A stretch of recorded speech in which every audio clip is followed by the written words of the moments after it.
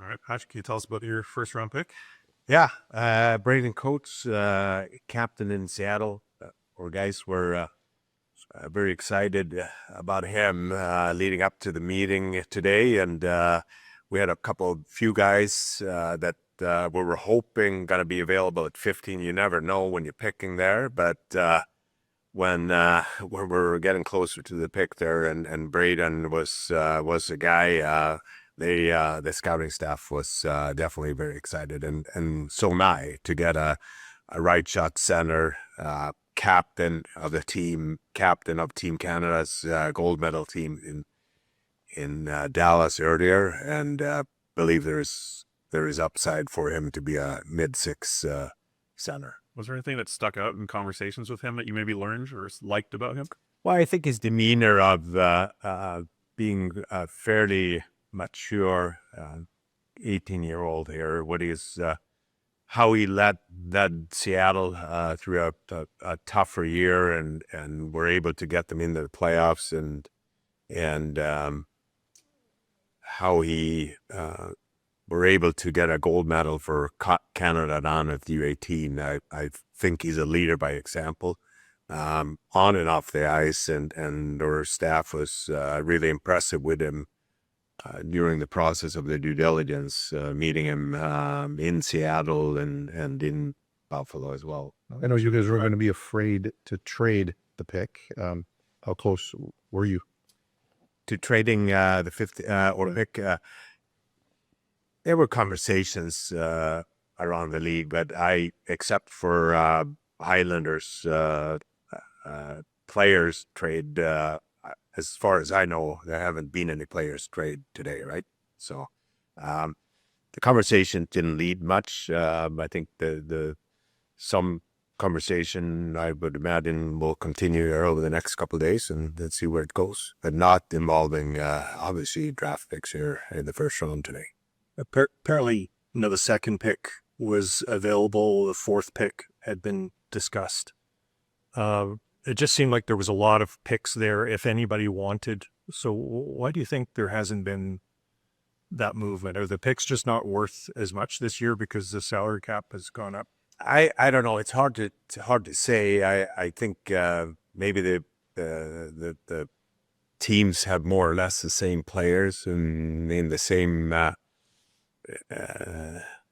spots on the list. Maybe they felt they would get somehow a similar player the further down in the draft. That there were definitely multiple teams with several picks in the first round, and some of them were trying to get up, but not as intriguing a package that would make sense for us to trade down. And as far as Braeden goes, how big a factor in your decision to draft him is his leadership and sort of that character, especially after what we saw this past season? Well, I think that along with his position where he plays and being a right shot center, which is extremely hard to get in the league, and for a young player like him, what he brought to the team in Seattle and around Hockey Canada too is impressive young man. So definitely for us, we felt that we have a lot of good younger defensemen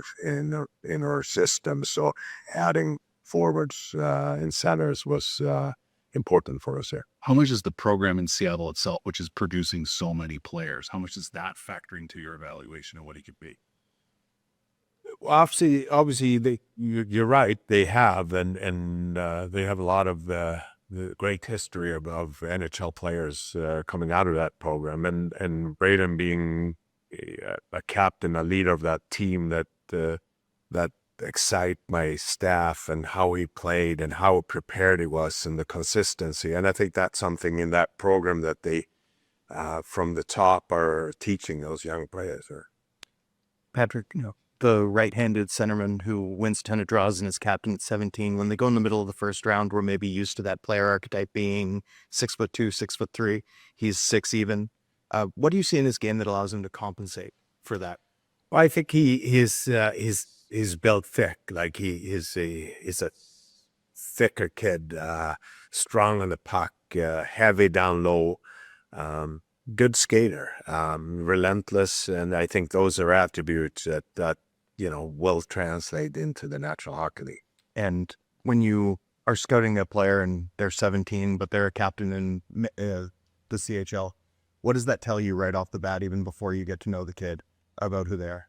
Yeah, I think you more, or scouts get to know the person, Braeden here.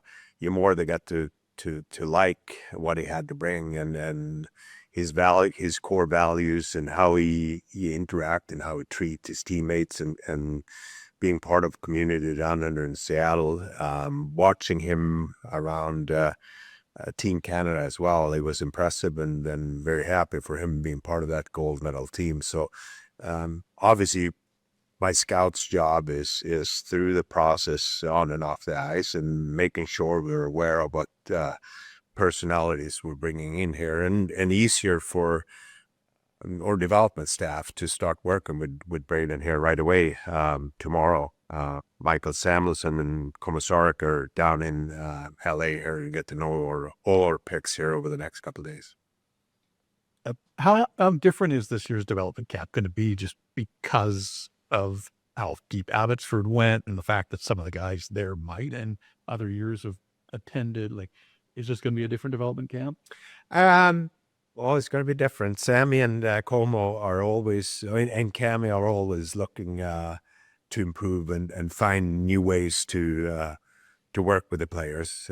We have a little bit of a smaller group. I think initially we probably had our Abbotsford staff being involved with it, but they've done such a good job here and being away from their families, so we're letting them traveling home here. So Michael Samuelson, Komisarek, the Sedins, and Jason Krog will run the camp. And what about the decentralized draft here tonight? From your end, how did it go? Well, I'm sure you guys are happy about it, being home here in Vancouver. I thought the league did a good job, and yeah, do I miss being around the players and other teams? Absolutely. I think that the National Hockey League has done a really good job hosting the draft, but it looked like it was a lot of fans down there in LA. Not draft related, but I know a couple of days ago you spoke on Thatcher and had some optimism. Has anything moved in the last couple of days? And also, how much interest is there in him league-wide in a potential trade? Well, both Thatcher and Conor Garland were two guys that expressed highly interest of staying in Vancouver really, really early. And they believed in the vision, they believed in the plan. And when we started to get the coaching staff in place here, both guys were part of the leadership group right away with Adam Foote here. So there've been very, very good conversations. So I hope we can get it over the finish line here over the next couple of days. With Garland, the report that you guys are close to a deal, is there something you feel like you can, and I know you can't do it now, but next week, or you're I sure hope so. I mean, Conor, since I've been here, the relationship that I've been with Conor and for him to be part of USA Hockey for 2 World Championships, and so happy for him to be part of winning this year. And I think that's something that the mindset of learning how to win has shown in the past that it's important for players. So I think Conor has been a very, very consistent player. So he's part of the leadership group, part of a group here that want to be in Vancouver, and I think that's really important for us. So I hope we'll get over the finish line here over the next couple of days. any chance of Besser or Suter signing? We're still talking to their camps. I think in any player scenario, it's going to be that it's going to work for the player and work for the team. We talked to Besser's agent earlier here this morning, and we'll see. We still have to have a couple pieces to figure out on our current roster over the next couple of days. But if we can find a number that works for both of us, I don't see why it could be there. Patrik, top 2-line center. We all know that that's a significant need for you now that the draft is passed and you're happy with your pick. So you don't have that weaponry to use to sort of address that. How aggressive do you feel you have to be between now and July 1 to get that sorted? Well, I've been aggressive for a couple of months here, but I think the reality, you look around the league, I mean, most of the teams are looking for roster players.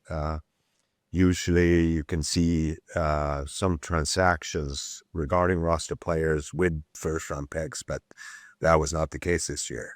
So I think that's an indication of the parity of the league. The cap is going up, and a lot of good teams around there. So we'll see her to be creative and see if there is ways to find center Heisman here over the next couple of days. In addition to being creative, are you guys actively thinking about just sort of ways to pivot where you can still address that before the market opens?